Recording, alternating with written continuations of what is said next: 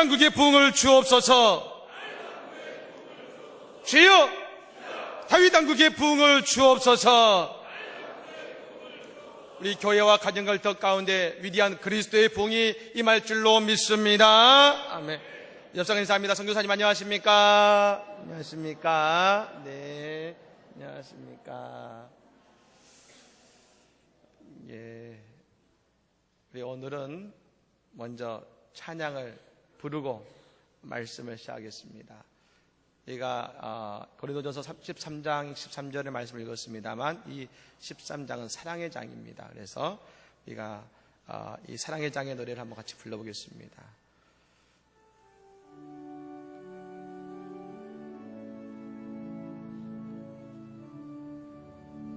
사랑은 언제나 오래 참고 사랑은 언제나 온유하며 사랑은 시기하지 않으며 자랑도 교만도 아니하며 사랑은 무례히 행치 않고 자기의 유익을 굳지 않고 사랑은 성내지 아니하며 진리와 함께 기뻐하네. 사랑은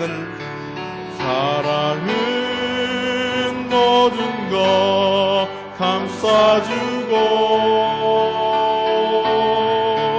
바라고 믿고 참아내며 사랑은 영원토록 변함없네. 믿음과 소망과 사랑은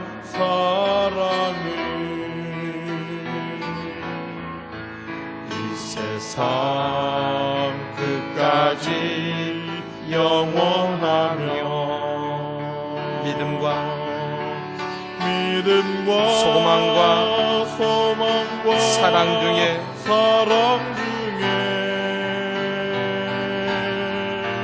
그 중에 제일은 사랑이라.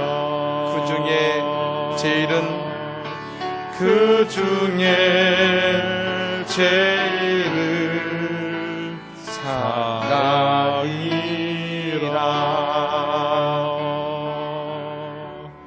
할렐루야. 아멘.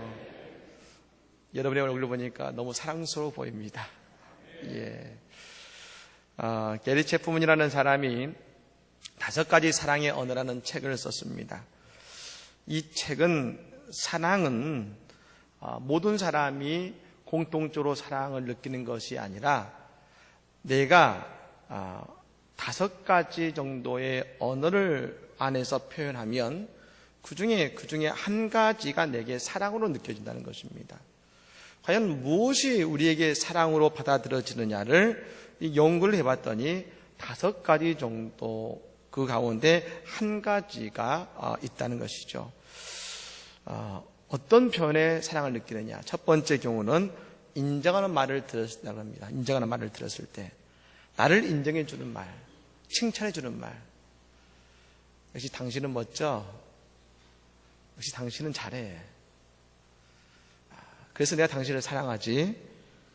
이러면서 상대방을 인정해 주는 말을 할 때 어떤 분은 사랑을 느낍니다. 두 번째는 함께하는 시간을 가질 때 사랑을 느끼는 분들이 있습니다.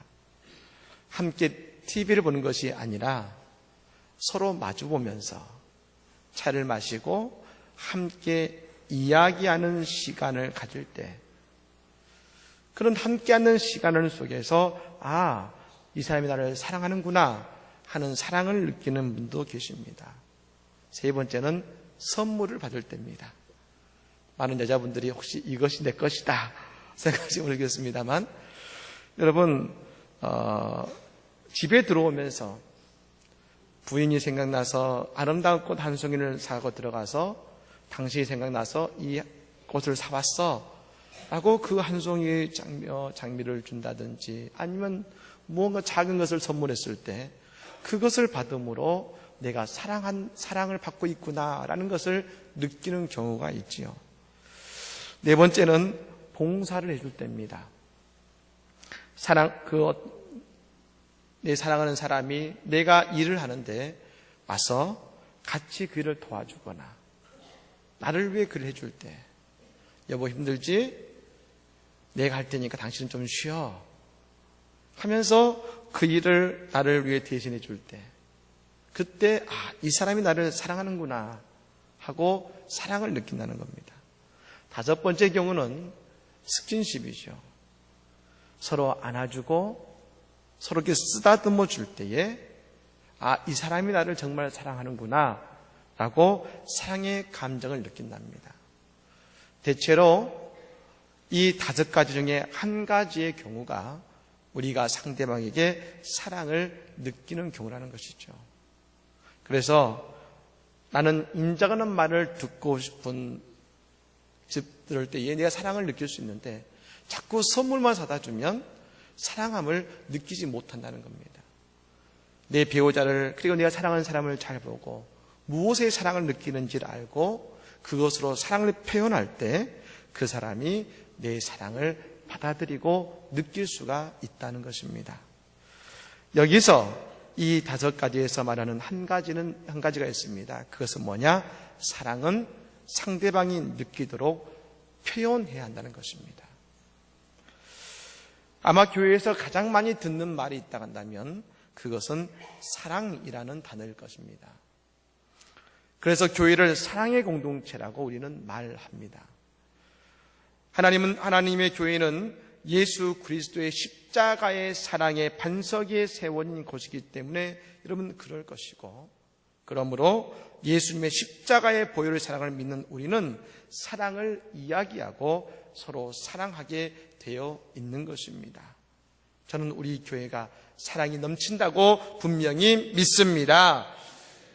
근데 오늘 본문에 나오는 여러분 고린도 교회는 그렇지가 않았던 것 같습니다. 고린도 교회는 우리가 아는 것처럼 항상 갈등과 다툼이 끊이지 않는 교회였습니다. 당파가 여러분 4-5개의 당파로 나누어져서 서로 모일 때마다 싸우는 교회가 고린도 교회였습니다. 신기한 것은 뭐냐? 그런 고린도 교회가 다른 어떤 교회들보다도 성령의 은사가 가득했다는 것입니다. 방언도 하고 방언 통역도 하고 치유와 예언 등 여러분 온갖 은사들이 다 고린도 교회에서 다 드러난 것입니다. 그런데 신기한 것은 뭐냐? 은사는 드러나고 능력은 드러나는데 그들에게는 사랑은 없었다는 것이죠. 저는 오늘 말씀을 묵상하면서 참 이 고린도 교회가 우리 한국 교회와 비슷하다는 생각이 들었습니다. 한국 교회 성도들처럼 성령의 은사를 사모하는 분들도 없으실 것이고, 그 성령의 은사를 사모한 만큼 그 은사를 경험한 분들도 여러분 다른 나라에 비해서 많으실 겁니다. 그런데 여러분 우리 안에 문제가 참 많이 있습니다. 요즘에는 여러 가지 TV라든지 신문을 통해서 너무나 많은 방송이 되어서 가슴 아픕니다만, 여러분 저는 가급적이면 여러분 설교 시간에 한국교회의 문제점과 아픔에 대해서 말씀드리지 않습니다. 왜냐하면 어느 시대나 그런 문제와 아픔은 다 있었습니다. 그렇기 때문에 가볍다는 것이 아니라, 그러나 진리는 사람의 노력이 아니라 복음 스스로 자신을 세워가고 자신을 드러내는 것입니다. 왜냐하면 하나님은 살아계시기 때문에 그런 것이죠. 그래서 우리가 그런 소식을 들을수록 우리는 그런 소식에 흔들리는 것이 아니라 그냥 예수님에게 집중하면 되는 것입니다. 근데 여러분, 도대체 한국교회는 지금 무엇이 문제인가? 많은 여러 가지 뉴스가 있지만, 그러나 그것을 모두 다 하나로 뭉뚱그려서 한마디로 만나면 저는 이렇게 말할 수 있습니다. 한국교회는 점차 사랑이 없어져 가고 있는 것입니다. 사랑이 없기 때문에 그런 문제가 나타나는 것이죠. 10,000명이 넘는 교회들이 없어서가 아니고, 교회가 봉사를 하지 않아서가 아닙니다. 교회에 사랑의 향기가 나지 않기 때문에 점점 교회에 안 좋은 소문들이 들려오는 것입니다. 오늘 본문의 말씀은 우리가 아는 너무나 유명한 말씀입니다. 우리 같이 한번 본문의 말씀 한번 읽어볼까요? 읽겠습니다. 그런즉 믿음, 소망, 사랑 이 세 가지는 항상 있을 것인데 그 중에 제일은 사랑이라. 아멘. 그런즉 믿음, 소망, 사랑은 세 가지는 항상 있을 것인데 그 중에 제일은 사랑이라. 여러분의 성경을 보시면 그 중에 제일은 이라는 그곳에 작은 숫자가 붙었을 것입니다. 그리고 그 숫자를 따라서 맨 아래에 보시면 그것에 이렇게 또 다르게 번역됐을 것입니다. 제일은 이라는 것을 또 다르게 해석하면 더 큰 것은 이라고 쓰여 있을 것입니다. 즉 사랑이 다른 것들보다 믿음과 소망보다 더 크고 중요하다는 의미를 가지고 있습니다. 물론 성경이 말하는 사랑은 아가페의 사랑입니다. 그렇다면 왜 사랑이 더 크고 중요할까요? 칼빈이라는 신학자는 사랑이 더 영원하기 때문이라고 이야기합니다. 여러분, 우리가 천국을 생각하면 쉽게 이해가 되실 것입니다. 우리는 믿음으로 구원받고 믿음으로 천국에 갑니다. 그리고 천국에 가는 것이 우리의 소망입니다. 근데 여러분, 천국에 우리가 갔다면 이미 천국에 갔고 하나님과 함께 했으니 더 믿음을 이야기하거나 천국에 가는 것이 소망인데 천국에 가 있으니 여러분 더 이상 소망을 가질 것이 없지 않겠습니까? 그런데 오직 한 가지, 하나님의 본질이라 할 수 있는 사랑만이 그 천국에는 남아있는 것입니다. 여러분 생각해 보십시오. 우리가 하나님 앞에 서게 될 때에 아마 우리가 갖게 되는 유일한 소원은 내가 무엇을 이런 일을 했습니다, 저런 일을 했습니다 말하는 것이 아니라 하나님 앞에서 하나님처럼 사랑하는 사람이 되었으면 좋겠다. 그 한 가지 마음일 것입니다. 저는 지난주에 한 권사님의 장례 예배를 드렸습니다. 지난주 월요일 갑자기 위독하시다는 말씀을 듣고 병원으로 갔습니다.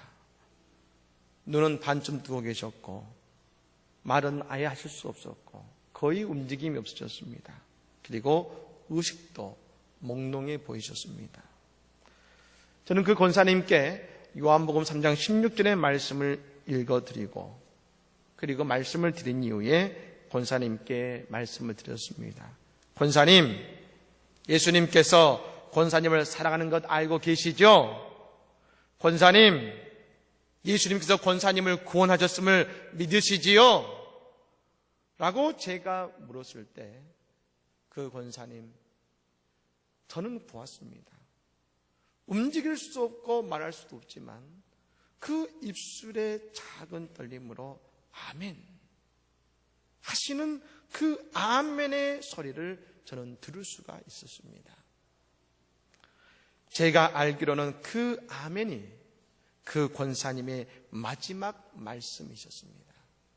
사랑하는 여러분, 여러분은 인생의 마지막 말이 어떤 말씀이기를 원하십니까? 이 권사님은 아멘이셨습니다.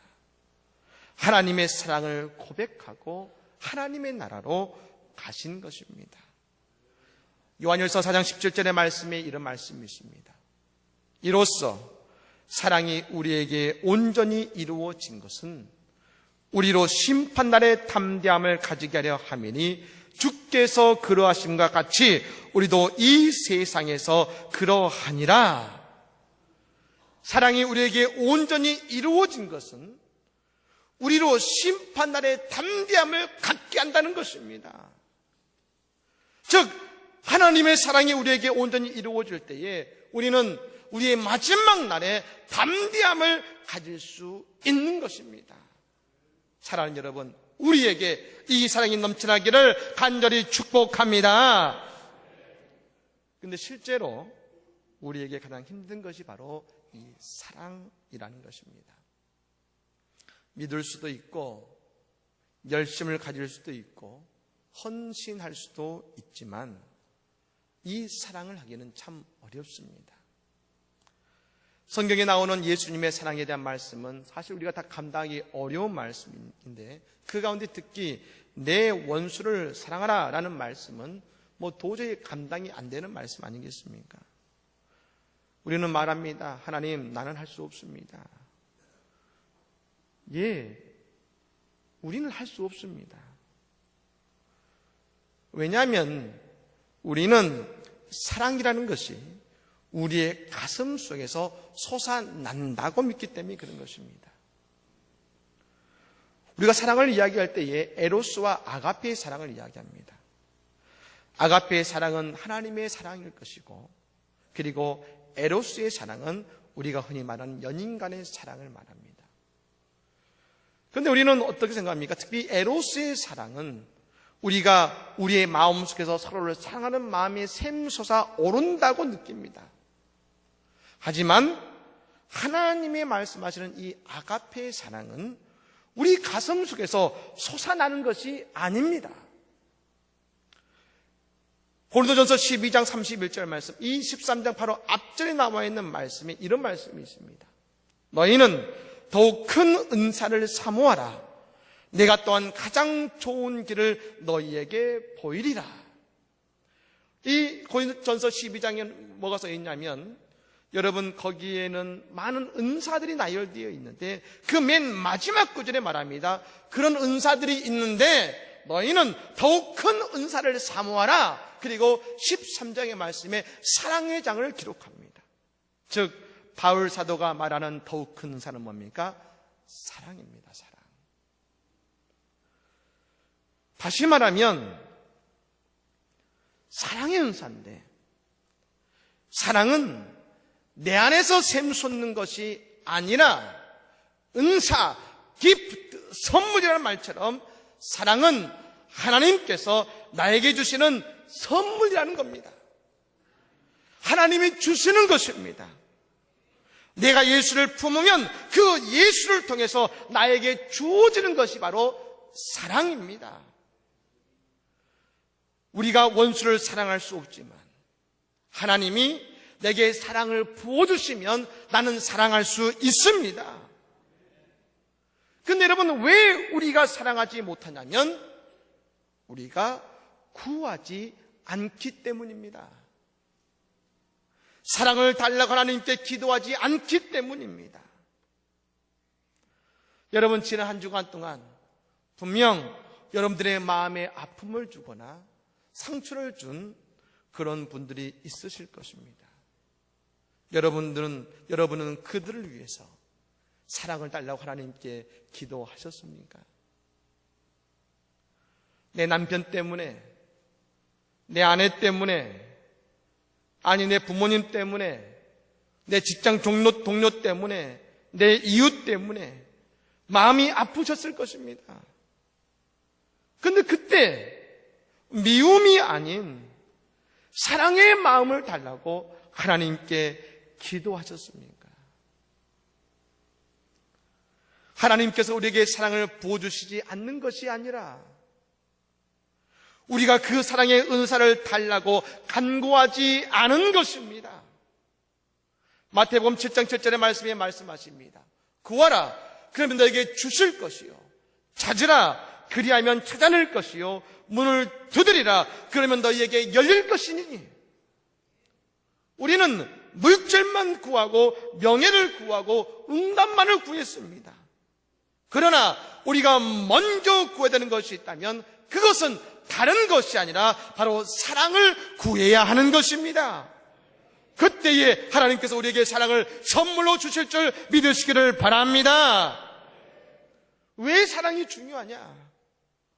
한 가지 더 중요한 이유가 여기 있는데, 그것은 우리의 구원의 증거가 바로 사랑이기 때문에 그런 것입니다. 요한일서 3장 14절의 말씀에 이런 말씀이 있습니다. 우리는 형제를 사랑함으로 사망에서 옮겨 생명으로 들어간 줄을 알거니와 사랑하지 아니하는 자는 사망에 머물러 있느니라. 많은 분들이 오랫동안 예수님을 믿으면서도 구원의 확신이 없는 분이 있습니다. 나는 예수를 믿지만 내가 구원의 확신이 아직 없습니다. 내가 죽으면 천국 갈 것인지에 대한 확신이 없습니다. 여러분, 이것은 교육으로 얻어지는 것이 아닙니다.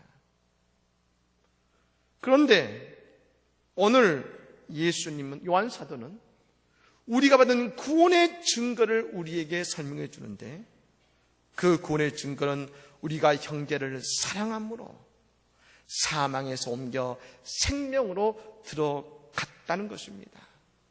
즉 형제를 사랑함이 구원의 증거라는 것입니다. 요한복음 13장 35절의 말씀에 이런 말씀이 있습니다. 너희가 서로 사랑하면 이로써 모든 사람이 너희가 내 제자인 줄 알리라. 사랑하는 여러분, 교회에 처음 오신 분들이 있을 수 있습니다. 그렇다면 이곳이 교회인지 어떻게 알 수 있겠습니까? 들어오시고 십자가를 보니 이것이 교회이구나. 들어오는 입구에 안성제일장로교회라 써진 그걸 보니 이것이 교회이구나. 여러분 아실 수 있긴 할 겁니다. 그런데 여러분, 만일 유럽에 가셔서 어느 교회를 들어가셨을 때 깜짝 놀랄 일을 경험하실 수도 있습니다. 분명히 교회라서 들어갔는데 술집일 수 있습니다. 십자가도 있습니다. 예배당 의자도 다 있습니다. 그 입구에 교회라는 것도 써 있습니다. 들어가 보니 술집입니다. 우리 여러분, 그럼 믿지 않는 분들이 교회에 오셨을 때 어떻게 이곳이 하나님의 교회라고 알 수 있을까? 그것은 우리 성도들 한 사람 한 사람을 통해서 풍성한 예수님의 사랑을 느낄 때 바로 이것이 하나님의 교회라는 것을 분명히 알게 될 줄로 믿으시기를 바랍니다. 그것이 교회입니다. 여러분, 우리나라의 최남대에 가면 서록도라는 한센병 환자가 머물러 있는 섬이 있습니다. 우리가 흔히 말하는 문둥병에 걸린 것이죠. 그 섬에 예전에 여러분 6,000명가량의 이 한센병 환자가 있었습니다. 우울하고 암울한 땅이었습니다. 근데 어느 순간 그곳의 분위기가 변하고 믿음의 땅으로 변하기 시작했는데, 언제부터냐면 그 섬에 2명의 백인 수녀님이 들어오면서 그 섬이 달라지기 시작했습니다. 마리안느 수녀님과 마가렛 수녀님이신데, 마리안느 수녀님은 1959년에, 마가렛 수녀님은 1962년에 서록도 병원에 간호사로 오게 되었습니다. 지금 한 600명 정도의 환자가 남아있다고 합니다만, 당시는 6,000명의 환자가 있었는데 의료진은 고작 5명 뿐이었다고 합니다. 더욱이 그 의사와 간호사들도 전염될 것을 우려해서 환자를 앞에서 보는 것이 아니라 멀리 떨어져서 봤다고 합니다. 그니 무슨 치료가 됐겠습니까? 그런데 이 두 간호사는 맨손으로 다가가서 그들의 피그름을 짜내고 약을 발라주고 정성껏 그 환자들을 돌보아 주었습니다. 그러자 그 사람들이 사랑을 느끼기 시작했고 소망을 보기 시작했고 그리고 예수를 만나기 시작한 것입니다. 두 수녀님은 서록대 열악한 의료 환경 개선을 위해서 고국인 오스트리아에 여러 단체의 편지를 보내 의약품과 병원 건물을 지을 수 있는 후원금을 받았고, 완치된 환자들이 자립할 수 있도록 기술을 배우는 과정을 주선해 주었습니다. 그러던 지난 2005년도 11월 고령이 되어서 더 이상 봉사할 수 없다고 여기게 되자 아무도 모르게 새벽 첫 배를 타고 43년 전에 서록대에 들어올 때 들었던 조그만 손가방 하나를 들고 고국인 오스트리아로 돌아간 것입니다. 그분들은 지금도 눈을 감으면 본인이 살았던 서록도의 집과 병원과 사람들이 떠오른다고 말합니다.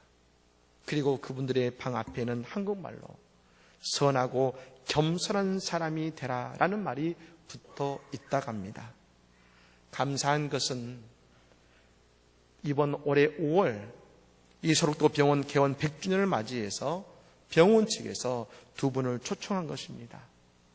그래서 마리안느 수녀님은 초청에 응하셨지만 마가렛 수녀님은 치매 투병 때문에 오지 못하신다고 합니다만, 어쨌든 이런 이웃을 위한 헌신의 두 분을 통해서 모든 사람들이 예수의 사랑을 알게 된 것입니다. 사랑하는 여러분, 성령의 9가지 열매 중 가장 처음 열매가 뭐냐면 사랑입니다. 우리가 신앙생활하면서 가름으로 가장 먼저 거두어야 되는 열매가 뭐냐면 사랑이라는 것입니다. 우리의 가정에서도 먼저 거두어야 되는 것은 사랑이고, 내 자녀에게, 내 이웃에게, 내 직장에서도 우리는 가장 먼저 사랑의 열매를 거두어야 되는 것입니다. 왜요? 우리는 예수의 십자가의 사랑을 받았기 때문에 그런 것입니다. 사랑하는 여러분, 이 사순절은 주님의 사랑을 우리에게 보여주시는 기간입니다. 이 사순절, 아니 이 한 주, 우리의 사랑의 결정체인 예수님의 십자가를 바라보며 나는 할 수 없지만 기도함으로 주님이 주시는 풍성한 그 사랑을 우리의 가정과 이웃과 교회에 나누시는 주의 모든 성도들이 되시기를 우리 구주 예수님의 이름으로 간절히 축복합니다.